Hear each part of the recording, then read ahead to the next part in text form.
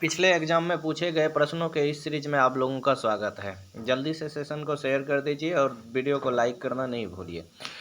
देखिए, पहला प्रश्न है, आज का निम्न में से कौन सा प्राणी जगत मोलस्का संघ का एक उदाहरण है। तो आपको पता होना चाहिए कि मोलस्का संघ का मतलब होता है कि जंतुओं का ऐसा संघ जिसके ऊपरी सतह पर क्या होती है, कवच पाई जाती है, उसको मोलस्का संघ कहा जाता है। तो मोलस्का संघ के अंतर्गत कौन कौन सा आ जाता है, आप नाम सुने होंगे सीप का, सीपी जिसको कहते हैं, ठीक।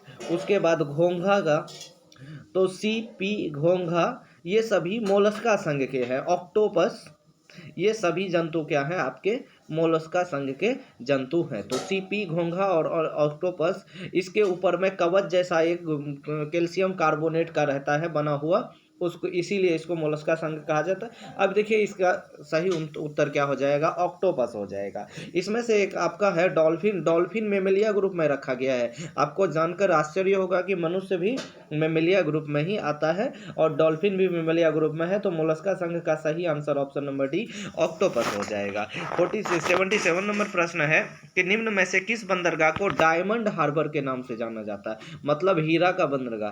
तो देखिए, कोलकाता बंदरगाह को डायमंड हार्बर के नाम से जाना जाता है। आपको पता होगा कि अंग्रेजों ने लूटना शुरू कहाँ से किया, कोलकाता से शुरू किया। तो कोलकाता से मतलब जब वो लोग यहाँ से क्या ले जाते थे, जूट, कपास वगैरह सब, और लोगों से वसूल के जो कर लेके जाते थे, उनको बहुत ज़्यादा फायदा होता था। शायद इसलिए इनका नाम डायमंड यानी बंदरगाह के नाम से भी जाना जाता है। अब बाकी बात रही कि आपका इसमें से मंगलोर बंदरगाह कर्नाटक में पाई जाती है और कोच्चि बंदरगाह तो आपको पता ही है, केरल में। मंगलोर बंदरगाह कहाँ पाई जाती है, कर्नाटक में, और कोच्चि बंदरगाह कहाँ पाई जाती है, केरल में पाई जाती है। अब अगला प्रश्न है आपका कि निम्न में से किसने ग्रीष्मकालीन ओलंपिक 2020 में कांस्य पदक जीता। देखिए, इसमें से पीवी सिंधु जो है, इन्होंने कांस्य पदक जीता है, ठीक। बाकी नीरज चोपड़ा स्वर्ण पदक, मीराबाई चानू जो है सिल्वर पदक, और ये भी सिल्वर पदक जीता है। तो पीवी सिंधु एकमात्र महिला खिलाड़ी, भारतीय महिला खिलाड़ी है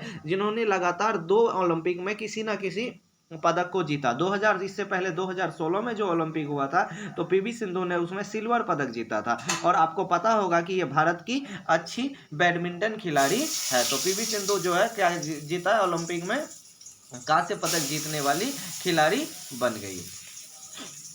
अगला क्वेश्चन 79 नंबर सवाल है आप लोगों का, निम्न में से सर्वाधिक अभिक्रियाशील धातु।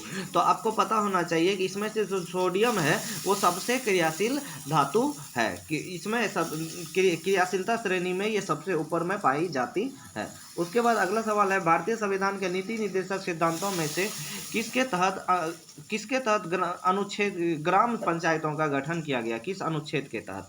तो ग्राम पंचायतों का गठन अनुच्छेद 40 के तहत किया गया है। आपको पता होना चाहिए कि भारत का भाग 3 नीति निर्देशक, भाग 4 नीति निर्देशक था। तो संविधान के भाग 4 अनुच्छेद कहां से कहां तक, भाग 4 में नीति निर्देशक तत्व की बात की गई है और अनुच्छेद 40 में बात करता है किसका, पंचायती राज गठन का। अब आते हैं अनुच्छेद 50 में, ये कार्यपालिका और न्यायपालिका को अलग अलग करता है। अनुच्छेद 60 में आपको बताया गया था कि ये राष्ट्रपति के शपथ ग्रहण से संबंधित है। 2011 के आईसीसी क्रिकेट विश्व कप में किस पशु को आधिकारिक शुभंकर बनाया गया था, तो हाथी को बनाया गया था। ये प्रश्न अब बेकार है।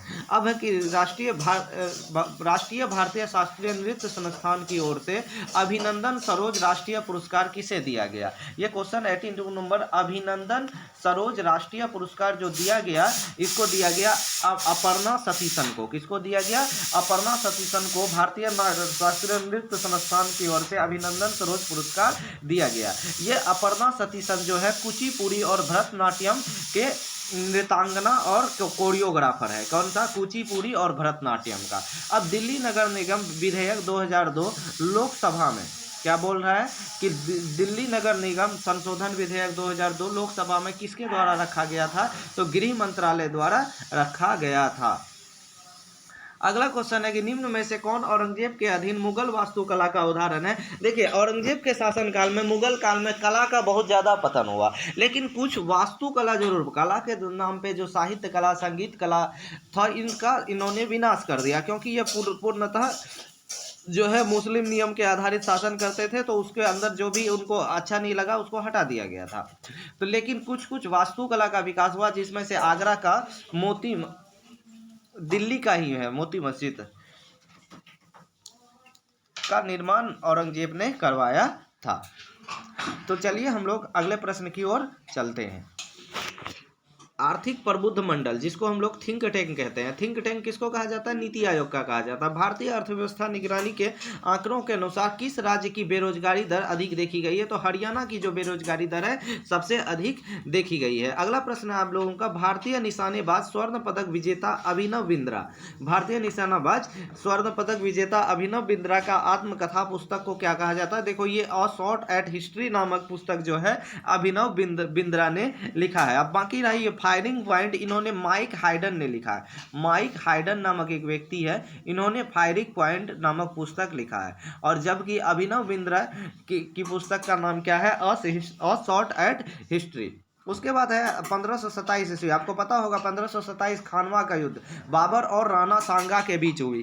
तो 1527 में खानवा का युद्ध, राणा सांगा को हराने के बाद किसने गाजी की उपाधि धारण की? तो बाबर ने इनको हराया, तो बाबर ने गाजी की उपाधि धारण की। आपको पता होगा कि इससे पहले 1526 ईस्वी में कौन सा युद्ध हुआ है? पानीपत का युद्ध हुआ। पानीपत का युद्ध इब्राहिम लोदी को किसने हराया? बाबर ने हराया। उसके बाद 1527 ईस्वी में खानवा का युद्ध हुआ। 1528 में चंदेरी का युद्ध हुआ, जिसमें बाबर ने मेदिनी राय को हराया। ठीक, उसके बाद है किस मौर्य शासक ने यूनानियों द्वारा अमित्र घात कहा गया? तो बिंदुसार को क्या कहा गया? यूनानियों द्वारा अमित्र घात कहा गया। अगला प्रश्न है 2011 के जनगणना के अनुसार भारत का सबसे अधिक जनसंख्या वाला राज्य कौन सा है? तो उत्तर प्रदेश भारत का सबसे अधिक जनसंख्या वाला राज्य है। 2 नंबर पे महाराष्ट्र है और 3 नंबर पे बिहार है। तो सबसे अधिक जनसंख्या वाला राज्य कौन सा है? आपका उत्तर प्रदेश है। और 2 नंबर पर महाराष्ट्र बताए, 3 नंबर पे क्या है? बिहार है। 90 नंबर प्रश्न है कि अप्रैल 2022 में आसनसोल पश्चिम बंगाल के उपचुनाव में किस उम्मीदवार की जीत हासिल की? यहाँ शत्रुघ्न सिन्हा ने जीता। ये शत्रुघ्न सिन्हा आपका हीरो वाला शत्रुघ्न सिन्हा नहीं है, ये कोई और है। निम्न कौन सा प्राकृतिक यौगिक पौधे के प्रकाश संश्लेषण में मदद करता है? तो आपको पता है प्रकाश संश्लेषण में मदद कौन करता है? क्लोरोफिल करता है। अब देखिए क्लोरोफिल में एक तत्व पाई जाती है, और वो तत्व क्या होता है? क्लोरोफिल में मैग्नीशियम पाई जाती है। क्लोरोफिल में क्या पाई जाती है? मैग्नीशियम पाई जाती है। रक्त में एक तत्व पाया जाता है, वो तत्व क्या है? रक्त में आयरन पाया जाता है। ठीक है, तो याद रखिएगा क्लोरोफिल में क्या पाई जाती है? मैग्नीशियम पाई जाती है। और रक्त में क्या पाया जाता है? आयरन पाया जाता है। अगला, निम्न में से किस धार्मिक समुदाय की स्थापना राजा राम मोहन राय ने की है? तो आपको कल के क्लास में बताया गया था कि राजा राम मोहन राय ने ब्रह्म समाज की स्थापना की है। आर्य समाज का स्थापना दयानंद सरस्वती ने की है। किसने किया? दयानंद सरस्वती ने। प्रार्थना समाज की स्थापना आत्माराम पांडुरंग ने की है। क्या नाम है इसका? आत्माराम पांडुरंग, आत्माराम पांडुरंग। ठीक है, और ब्रह्म समाज की स्थापना किसने की? राजा राम मोहन राय ने की। और कल बताया गया था कि ज्योतिबा फुले ने किस समाज की स्थापना की? तो ज्योतिबा फुले ने की सत्य शोधक समाज की स्थापना। तो एक बार फिर से याद कीजिए सबको, राजा राम मोहन राय ब्रह्म समाज, राजा राम मोहन राय ब्रह्म समाज, आर्य समाज क्या बताए? दयानंद सरस्वती, प्रार्थना समाज आत्माराम पांडुरंग, उसके बाद क्या बोले? सत्य शोधक समाज ज्योतिबा फुले। ठीक, ज्योतिबा फुले की एक पुस्तक है, प्रसिद्ध पुस्तक, उसका नाम है गुलामगिरी। चलिए अगले प्रश्न की और हम लोग चलते हैं। 93 नंबर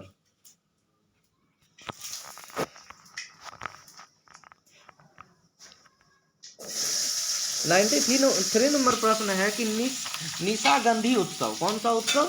निशागंधी उत्सव भारत के किस राज्य में मनाया जाता है? तो निशागंधी उत्सव भारत के केरल राज्य में मनाया जाता है। किसमें? केरल राज्य में मनाया जाता है। तो आपको पता होना चाहिए कि निशागंधी उत्सव क्या है? केरल राज्य में मनाई जाती है। उसके बाद त्रिशूर पूरम उत्सव भी केरल राज्य में मनाई जाती है। केरल का 2 शास्त्रीय नृत्य, एक कथकली और दूसरा क्या है? मोहिनी अट्टम है। भारतीय संविधान के अनुसार भारत के में राज्य विधानसभा का कार्यकाल कितना होता है? तो राज्य विधानसभा का कार्यकाल या लोकसभा का कार्यकाल 5 वर्ष होता है। भारत और श्रीलंका के बीच डैश बनाने वाले टापुओं के एक समूह को देखो, इसी को जो है राम सेतु, इसी को एडम्स सेतु कहा जाता है। चलिए अगला क्वेश्चन का बात करते हैं कि निम्नलिखित में से 1913 में बाहर स्थापित एक क्रांतिकारी संगठन, देखो 1913 में जो स्थापना की गई है, ये स्थापना की है गदर पार्टी की, और इसका स्थापना सैन फ्रांसिस्को अमेरिका में हुआ था। कहाँ हुआ था?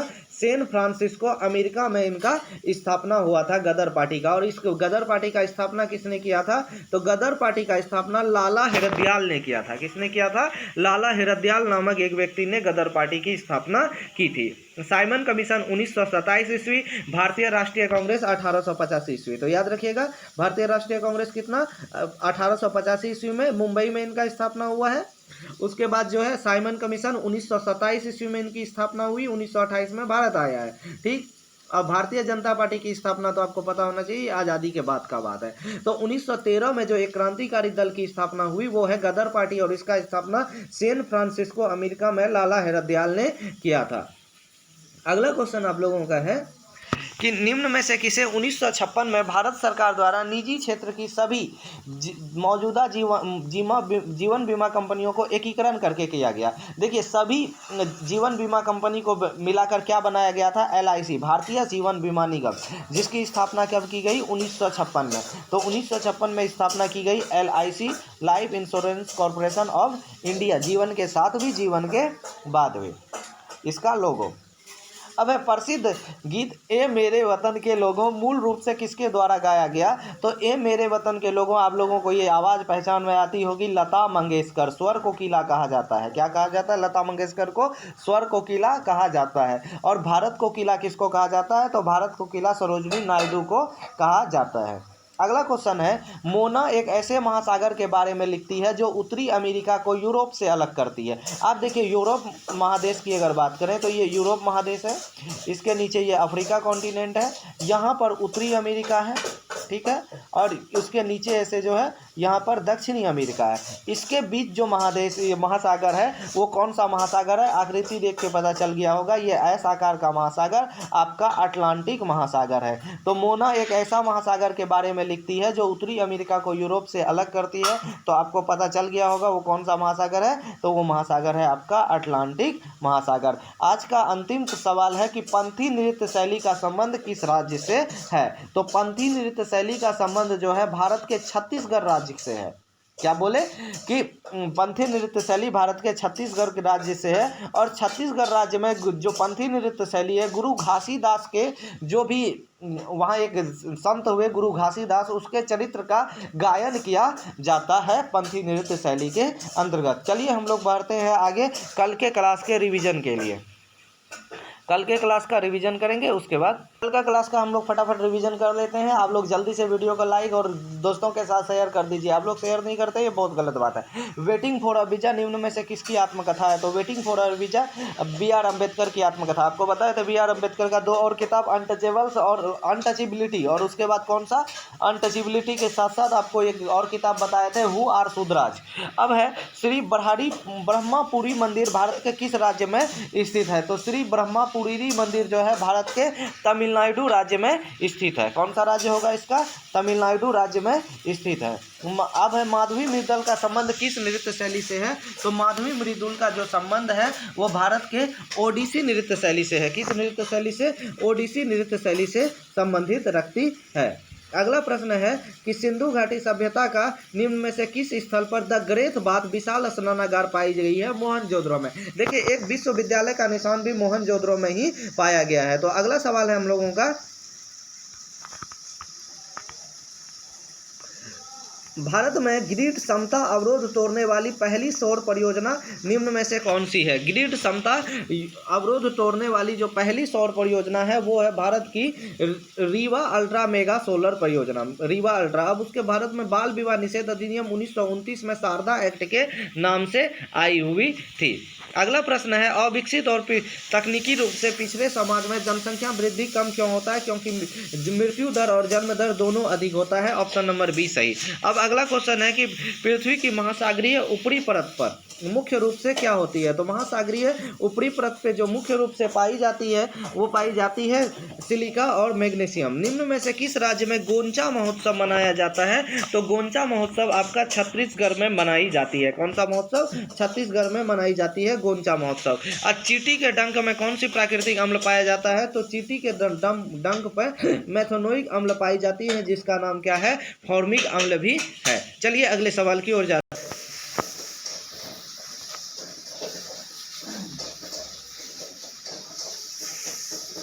निम्न में से कौन सा कालक्रम तुगलक वंश के शासकों का सही कालक्रम है? तो तुगलक वंश के शासकों का option number D Ghiyasuddin Tughlaq, Muhammad bin Tughlaq, Firoz Shah Tughlaq. आपको पता है फिरोज शाह तुगलक को संतलत कालीन अकबर कहा जाता है, मोहम्मद बिन तुगलक को जो है रक्त पिपासु या पागल कहा जाता है। अगला, विजय हजारे ट्रॉफी 2021-22 में किसने जीती? तो हिमाचल प्रदेश ने जीती। अगला, आईएसएल फाइनल के हैदराबाद एफसी ने किस टीम को हराया था? तो आईएसएल फाइनल ने केरल ब्लास्टर को हराया था। निम्न में से किस व्यक्ति को भारतीय वायुसेना का प्रमुख बनाया गया? तो विवेक राम चौधरी को भारतीय वायुसेना का प्रमुख बनाया गया। थल सेना का प्रमुख जो है मनोज पांडे को, जल सेना का प्रमुख आर हरि कुमार को बनाया गया। चलिए मिलते हैं नेक्स्ट वीडियो में।